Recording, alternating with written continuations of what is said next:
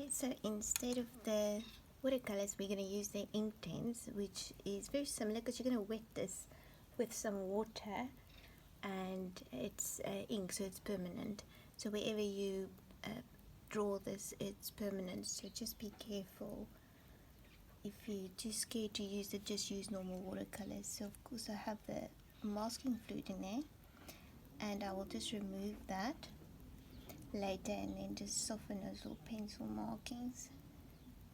Oops, there, I removed the masking fluid. That's fine though, we'll just be careful. I'll just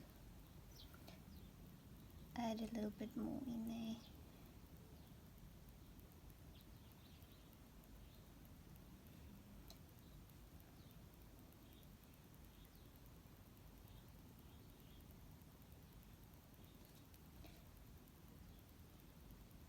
Gonna make that little highlighted section a bit smaller.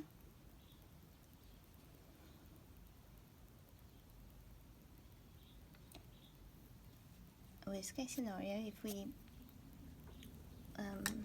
paint over that, we can always just use some ink from Winsor Newton to go over that section there. So you just wet your brush and then you go over. So don't make sure you don't have too much water on your brush. You just blend it.